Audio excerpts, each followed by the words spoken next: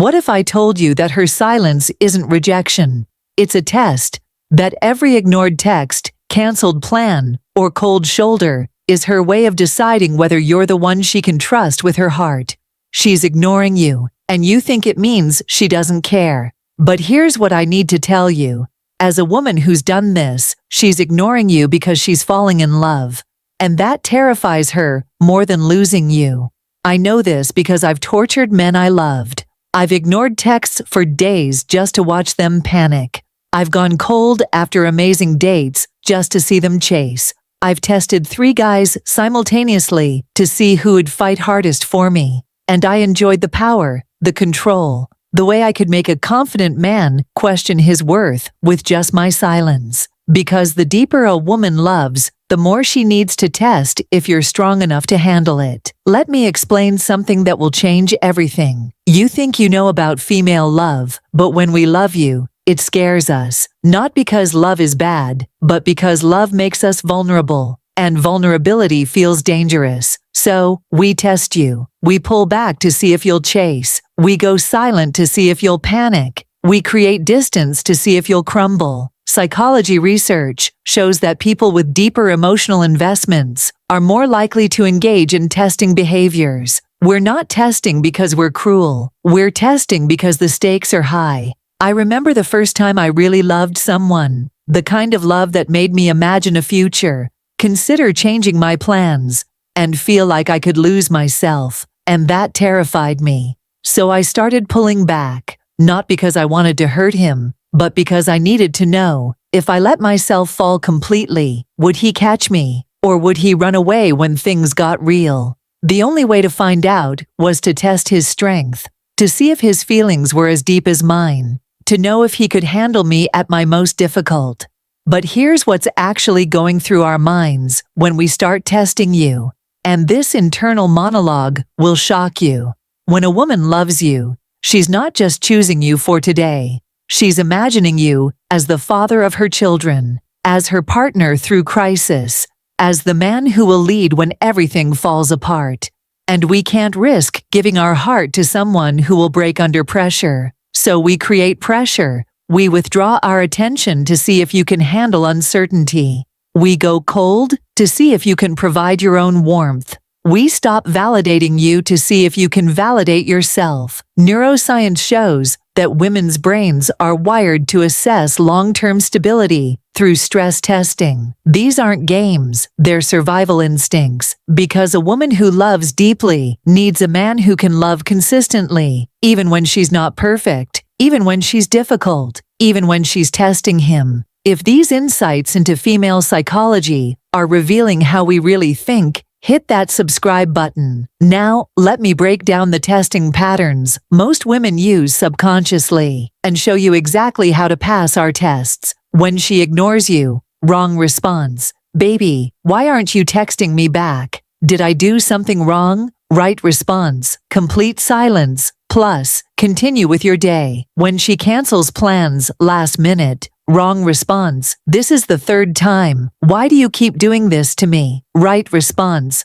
No problem. Have a good night, then make other plans. When she goes cold after being warm, wrong response. What happened? We were so good yesterday. Did I say something? Right response. Match her energy and focus on your own life. Here's the timeline of what we're watching. Week 1. Your immediate reaction. Do you panic or stay calm? Week 2 to 3. Your consistency. Are you still strong or breaking? Week 4. Final decision. Did you pass or fail? Most healthy testing phases last 2 to 4 weeks maximum. If she's still testing you after 3 months, she's not deciding, she's controlling. Here's what's actually going through our minds during each phase. Day 1.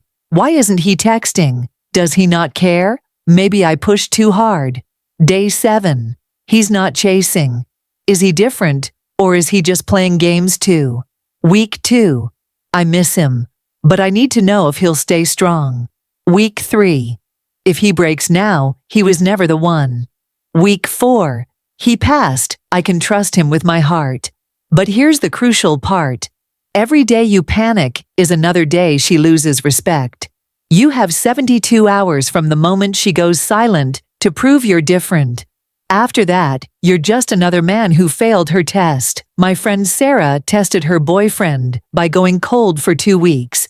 He didn't chase, beg, or even ask what was wrong. He just lived his life. When she came back, she never tested him again because he proved he was unshakable. But here's the technique that made me completely obsessed with a man who used your reaction reveals everything. It's not about the silence, it's about how you respond to it. Do you panic or stay calm? Panic tells us you're emotionally dependent. Calm tells us you're emotionally stable. Do you chase or lead? Chasing tells us you're a follower. Leading tells us you're a man. Do you shrink or grow? Shrinking tells us you'll crumble under real pressure. Growing tells us you'll rise to meet any challenge. I tested a man once by going completely silent for 3 days. Most men would have called, texted, shown up at my door, but he didn't. He went to the gym, focused on his work, lived his life. And here's what was going through my mind. Day 1. He'll text by tonight. They always do. Day 2. Why isn't he panicking? Does he not care about me? Day 3. Who is this man? Why isn't he breaking like the others? When I finally reached out, he was the same confident man I'd fallen for. That's when I knew I could trust him with my heart. Not because he didn't care that I was gone, but because he didn't need me there to be whole. And I became obsessed with him because he was the first man who didn't crumble under my test. But here's the dark psychology behind why we need to create this distance. And it's more twisted than you think. We're protecting our hearts. Research shows that people with attachment fears often create distance to test their own emotional resilience. We're not just testing you, we're testing ourselves. I ignored a man I loved because I was scared of how much power he had over my emotions. He could make me happy with a text, ruin my day by being distant, or make me question everything with a change in tone. That level of emotional dependency terrified me. So I pulled back to prove to myself that I could be okay without him, that I wasn't losing myself in the relationship, that I still had control over my own heart. But here's the twisted part. I enjoyed watching him wonder. I liked knowing he was thinking about me. I got a rush from the power of my silence. It made me feel like I mattered, like I had value, like I could control this strong man's emotions the way he controlled mine. But here's what I learned. The right man doesn't try to take your power away. He helps you feel powerful even when you're vulnerable. He doesn't punish you for needing space. He gives you room to breathe and grow. When you respond to our pulling away with patience instead of panic, you show us something revolutionary. That loving you doesn't mean losing ourselves. That we can be vulnerable without being powerless. That our hearts are safe with you, even when we're scared. And that realization is when we stop testing and start surrendering. But you need to recognize when testing crosses the line into something much darker. Toxic testing. Not all testing is about love. Some women use testing as an excuse for emotional abuse. Healthy testing lasts 2 to 4 weeks max and has a clear resolution point. Toxic testing includes silent treatment as punishment, breadcrumbing, hot and cold cycles that never end, or testing multiple men simultaneously. Red flags include, she tests you but gives other men easy access. The testing never ends. She punishes you for having boundaries. She tells you she's testing you. I watched a friend stay with a woman who tested him for 2 years. She would disappear for weeks, then come back expecting him to be grateful. She made him prove his love over and over while never proving hers. That's not a woman who loves you. That's a woman using your love against you. Know the difference. Protect yourself. But when the testing is healthy and you use her silence correctly, what happens next will blow your mind. Build while she watches. Even when we're ignoring you, we're still watching. We see your social media. We notice your energy. We feel your response to our absence. When you pull back and use that space to level up, it confirms everything we hoped about you. I remember pulling away from someone I loved because I needed space to think. Instead of chasing me, he used that time to start a new business project, get in the best shape of his life, reconnect with friends he'd neglected. When I came back, I didn't find a broken man waiting for me. I found a man who had become more attractive in my absence. And here's what was going through my mind. Who is this man? He's stronger than when I left. He doesn't need me, but I need him. I made a mistake pulling away from someone this powerful. That's when I realized I didn't just love him. I respected him. And I was terrified of losing him. So what should you do when she goes silent? Hit the gym harder. Physical strength builds mental resilience. Focus on your mission. Show her you have purpose beyond the relationship. Improve your skills.